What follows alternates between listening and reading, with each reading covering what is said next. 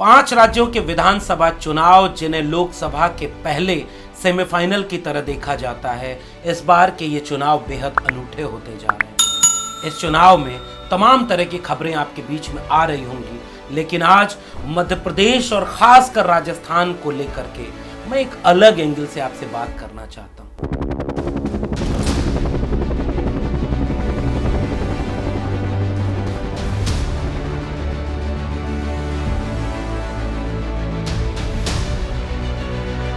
एक नई सियासी हलचल, एक नई राजनीतिक चेतना से लैस एक उम्मीद जो राजस्थान और मध्य प्रदेश में देखने को मिल रही है, उससे आपको रूबरू कराना चाहता हूँ।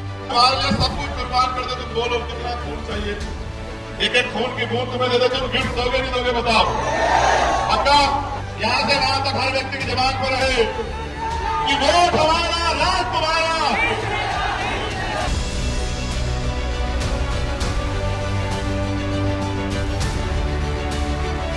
पूर्वी राजस्थान और पश्चिमी राजस्थान के इलाके में, मध्य प्रदेश के इलाके में दलित, पिछड़े, आदिवासी तबके के बीच एक नई राजनीतिक हलचल हो रही है। जाहिर सी बात है, उस हलचल पर बात करना हमारी जिम्मेदारी है। देश की बिकी हुई मीडिया जिन चीजों, जिन दृश्यों और जिन तस्वीरों को आपसे साझा नहीं करेगा, हम वो तस्वीर लेकर आपके बीच में आए। स्वागत है।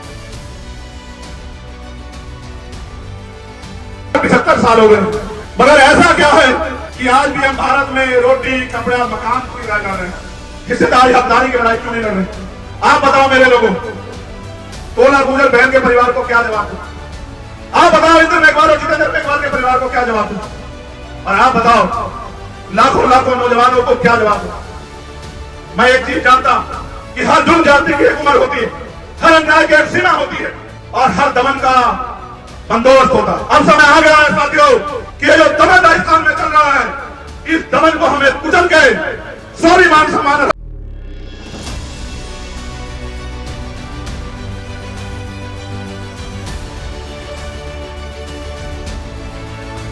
स्वागत है आपका मेरे सोशल मीडिया प्लेटफॉर्म।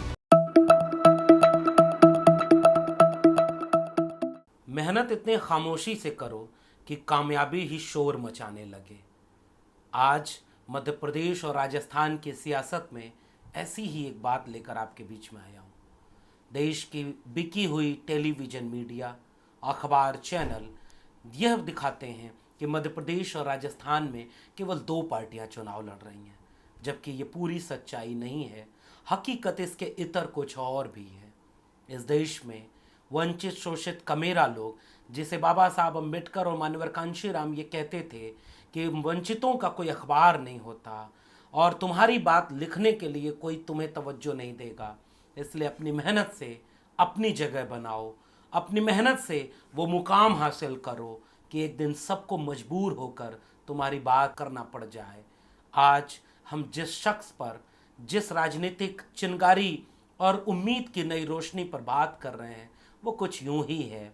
उसका सफ़र संघर्ष भरा रहा, उसके रास्ते कांटों भरे रहे, मगर उसने बिना डरे, बिना झुके, बिना दबाव में आए, बिना समझौता किए, बिना बदनामी के डर से कमज़ोर पड़े, साहस से, मेहनत से उम्मीद की रोशनी कायम रखी और आज ये मुकाम हासिल किया कि आप अगर पूर्वी राजस्थान, मध्य प्रदेश का पूर्वी हिस्सा, उत्तरी हिस्सा, उस जगह अगर ज़मीन पर जाएंगे तो आपको एक नई हलचल, नई उम्मीदों की रोशनी जगमगाती हुई नजर आएगी।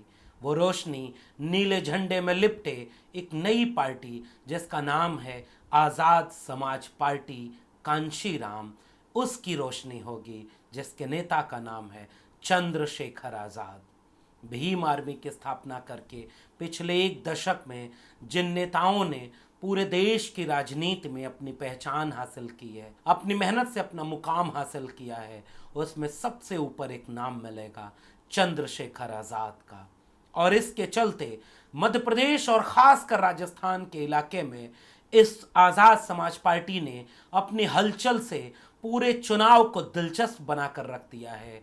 और यकीन मानिए 3 दिसंबर को जब परिणाम आएंगे तो आपको कुछ नया देखने को मिलेगा। ये रोशनी जो जगमगा रही है, ये तमाम सीटें अगर जीत जाए तो भी आश्चर्य नहीं होगा, एक बड़ी उम्मीद बनकर उभर आए तो भी आश्चर्य नहीं होगा, क्योंकि इस भीड़ के हुजूम को देखिए, इस रैली को देखिए, इन तस्वीरों को देखिए, ये आपको अपनी कामयाबी की दास्तां सुना रही हैं। ये भीड़ पैसे देकर बुलाई गई भीड़ नहीं है, ये भीड़ चंद्रशेखर आजाद की, आजाद समाज पार्टी के नेताओं की मेहनत का फल है। और इस मेहनत के लिए जो कुछ किया गया है उसे आप चंद्रशेखर आजाद के करीब रहकर, उन्हें करीब से देखकर, सुनकर, पढ़कर तब समझ पाएंगे जो ये हुजूम उमड़ा है ये इतने आसानी से नहीं उमड़ा। गालियां सुननी पड़ी, धमकियां सुननी पड़ी, जानलेवा हमले झेलने पड़े, जेल में जाना पड़ा, अपमानित होना पड़ा, अपनों से भी हमला झेलना पड़ा, फिर भी एक ऐसा काफिला जो रुका नहीं, फिर भी एक ऐसा कारवां जो आगे बढ़ता चला गया। वसीम बरेलवी का शेर है ना, अपने हर लफ्ज का खुद आईना बन जाऊंगा, तुझको छोटा कह के मैं कैसे बड़ा बन जाऊंगा, मुझको चलने दो, अकेला है अभी मेरा सफर, रास्ता रोका गया तो काफिला बन जाऊंगा। चंद्रशेखर आजाद आज एक ऐसा नाम जिसने राजस्थान और मध्य प्रदेश के चुनावी समर को इतना दिलचस्प बना दिया है, और दर्जनों सीटें ऐसी हैं जिस पर आज की तारीख में आजाद समाज पार्टी बुलंदी के साथ चुनाव लड़ रही है। ये जगह चंद्रशेखर आजाद ने बड़े संघर्षों से बनाई है। एक जमाने में ये इलाके, चाहे वो मध्य प्रदेश का इलाका हो, चाहे राजस्थान का इलाका हो, ये मान्यवर कांशीराम के बहुजन आंदोलन के बाद एक नई सियासी उम्मीद बनकर पैदा हुए राजनीतिक दल बहुजन समाज पार्टी का गढ़ हुआ करता था। कभी 2 सांसद, कभी 2 विधायक, कभी 4 विधायक, कभी 6 विधायक, कभी 8 विधायक इन दोनों प्रदेशों से जीतते रहे, और लंबे वक्त तक इस पूरे इलाके में वंचित, शोषित, कमेरा आवाम के बीच, दलित, पिछड़े आवाम के बीच, आदिवासियों के बीच एक उम्मीद की रोशनी बनकर बहुजन समाज पार्टी काम करती रही। मगर पिछले 1 दशक के बीच दलित राजनीति, वंचित, शोषित बहुजनों की राजनीति ने करवट लिया।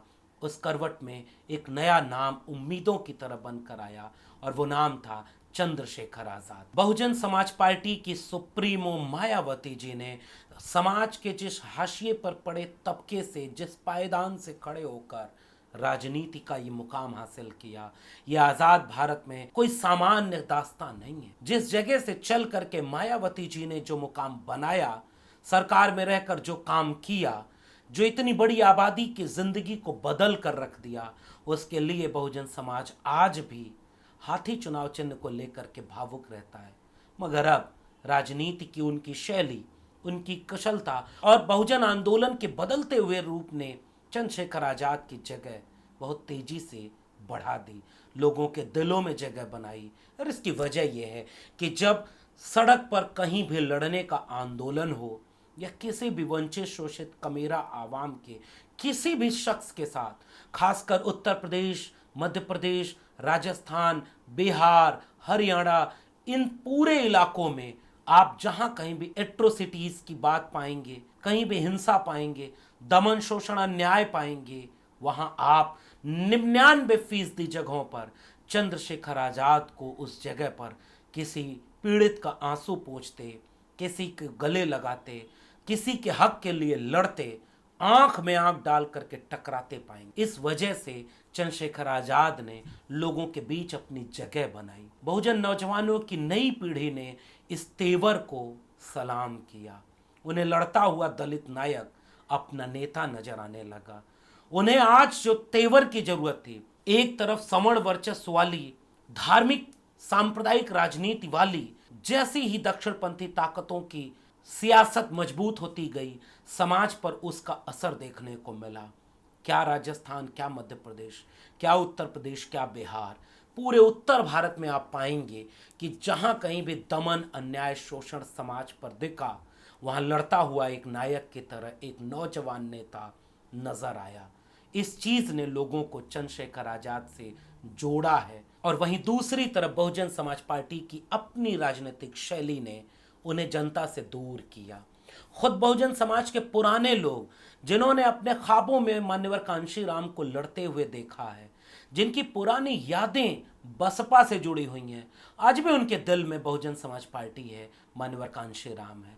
उनका इमोशन जुड़ा है। उनके लिए बसपा एक राजनीतिक दल नहीं है, उनके लिए बसपा एक मिशन का नाम है, इमोशन का नाम है।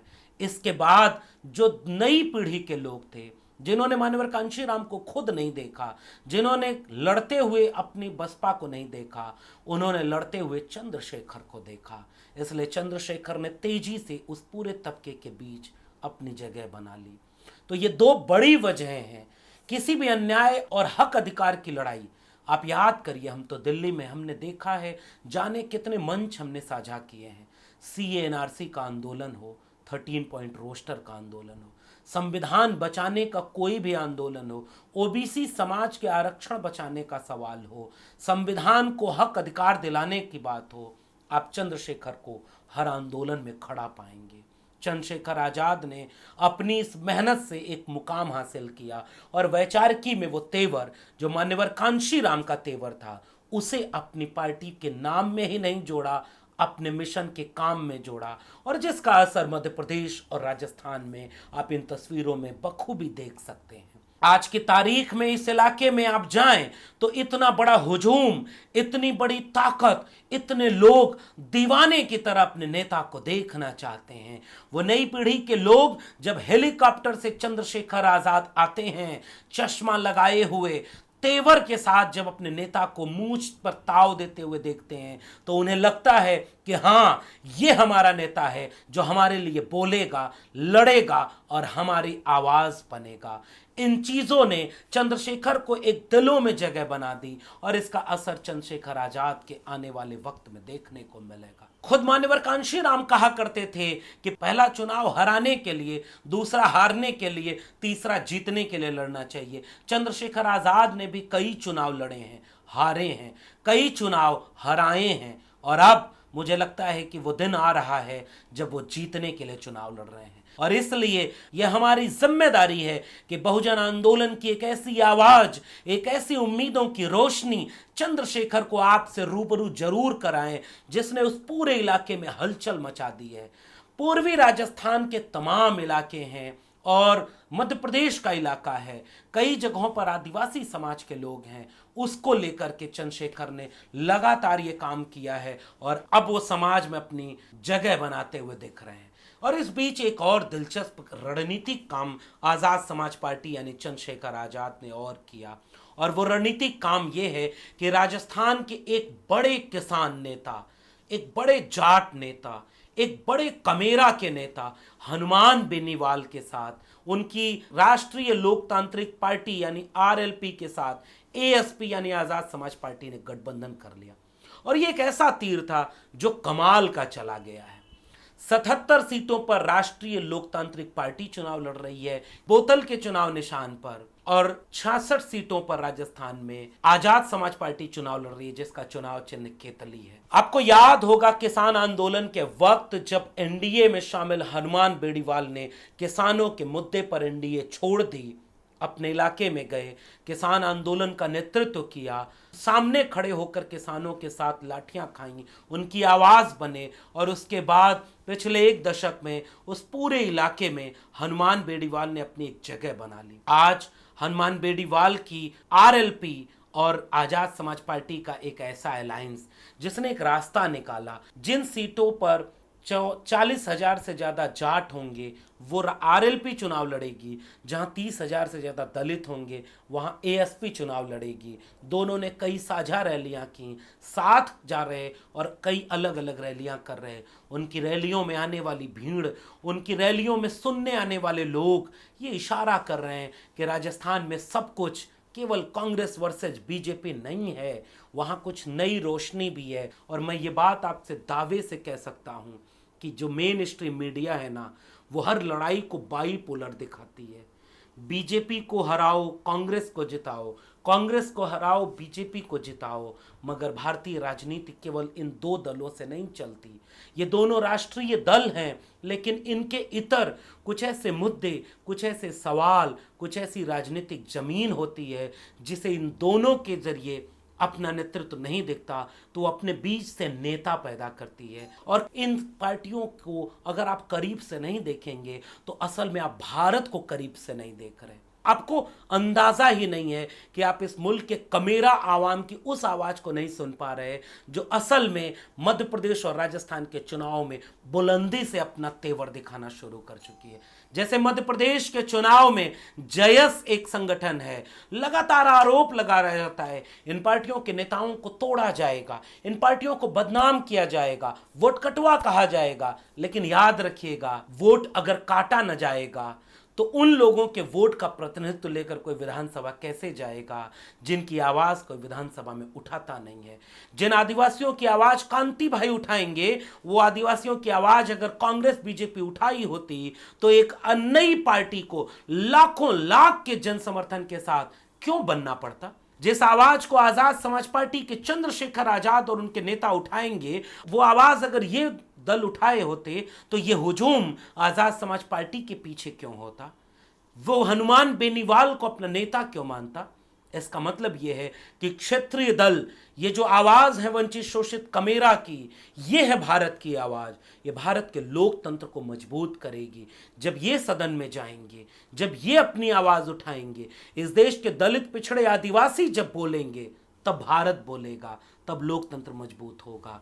और मेरा पूरा भरोसा है, यकीन है कि ये पार्टियां जितनी मेहनत से जमीन पर काम कर रही हैं, माना कि उन्हें वो बिकी हुई मीडिया नहीं दिखाती, कम दिखाती है, मगर मुझे पूरा भरोसा है आवाम इन्हें इतनी ताकत देगी कि एक दिन इनकी कामयाबी ही शोर मचाएगी और शोर मचाकर कहेगी कि हमने इस मुल्क की जमहूरियत को मजबूत किया है, हमने इस मुल्क के हाशिए पर पड़े समाज की लड़ाई लड़ी है और अब हम उन्हें हक और अधिकार दिला कर रहेंगे। 3 दिसंबर को बहुत कुछ नया होने वाला है। आजाद समाज पार्टी कुछ इतिहास रचने वाली है, राष्ट्रीय लोकतांत्रिक पार्टी कुछ दिलचस्प करने वाली है।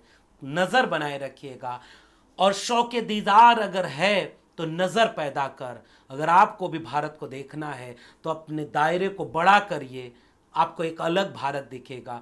नौजवानों का भारत, किसान कामगार कमेरा का भारत, बहुजन वंचित शोषित आवाम का भारत जो अब करवट ले रहा है, जो अपना नेता अपने बीच से पैदा कर रहा है, जो अब किसी समझौते, मानवर कांशीराम कहते थे ना कि वो चमचे नहीं, उस हाथ को देखो जो चमचे पैदा करता है।